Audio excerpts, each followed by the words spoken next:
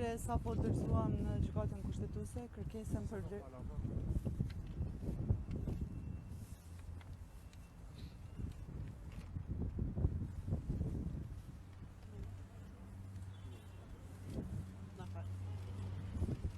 sapo dorëzuam në gjykatën kushtetuese kërkesën për vlerësimin e kushtetueshmërisë edhe herë falni.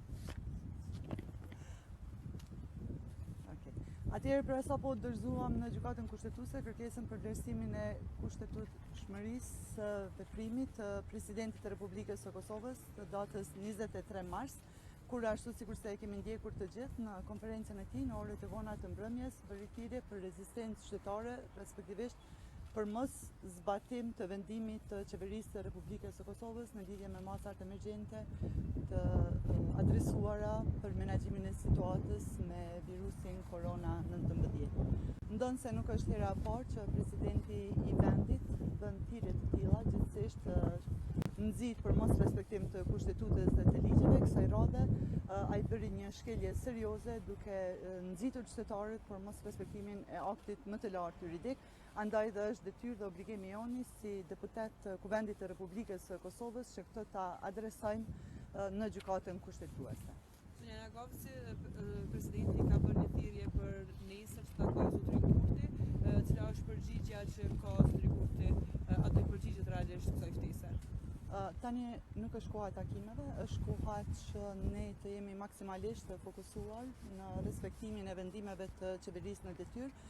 dhe në respektimin e udhëzimeve të ekspertëve shëndetësor, duke ruajtur distancën dhe duke kujdesur maksimalisht për shëndetin. Do të thotë kjo që nuk do të përshëndetet. Kjo do të thotë se presidenti i vendit ka obligim të respektojë kushtetutën. Kushtetuta përcakton saktë në nenin 82 që në raste të tilla duhet të shpërndahet kuvendi. Për më tepër kemi tashmë 2 raste që kanë ndodhur në vitin 2010 dhe 2017. Kështu që në këto ditë është e rëndësishme që qeveria në detyrë të vazhdojë punën ashtu sikur është duke punuar në menaxhimin e situatës me pandemi, ndërkaq presidenti kurdo që të krijohen kushtet për atë të kalohet këtë situatë të shpallë zgjedhje të lira.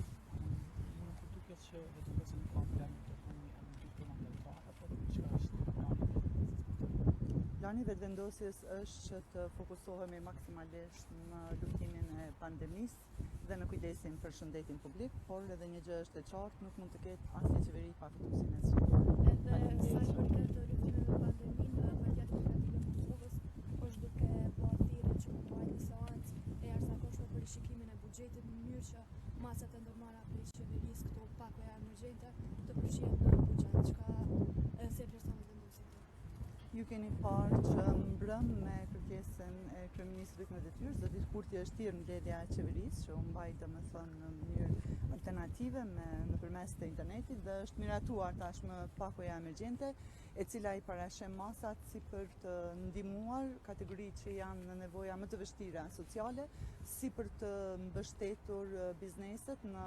pagesën e pagave për punëtorët, pra ndërmarrjet e vogla dhe bizneset e vogla të cilat nuk punojnë, ashtu edhe për ata të cilët eventualisht nuk kanë pasur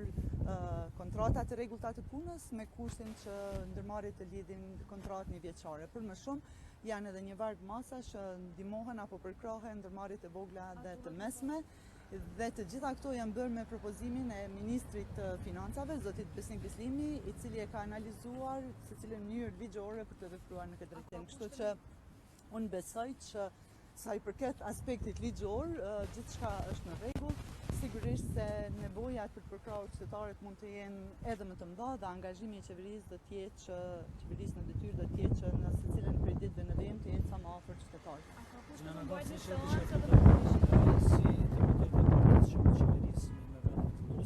A keni informacione të tij që sot tarifa prej 100% në Pletni, ato vendosen masa e cilës detit qyshe dhe është për vendimin e fundit qeveria në detyrë dhe qeveria sa ka qenë domethënë aktualisht në vazhdimsi ka respektuar secilin vendim, secilin ligj dhe secilin obligim që ka marrë përsipër. Kështu që ekziston një vendim për të cilin unë jam i sigurt se qeveria në detyrë do të vazhdojë ta respektojë. A ka kushte më mbajtë edhe një seancë edhe me urishim e rëndësishme është që është miratu pakoja e masave emergjente, konsideroj se nuk ka nevojë tani të rrezikohet edhe një herë shëndeti publik. Është me rëndësi që pakoja është miratu dhe secilit qytetar që ka nevojë do t'i ofrohet ndihma nga ana e qeverisë në detyrë. Ju falenderoj shumë.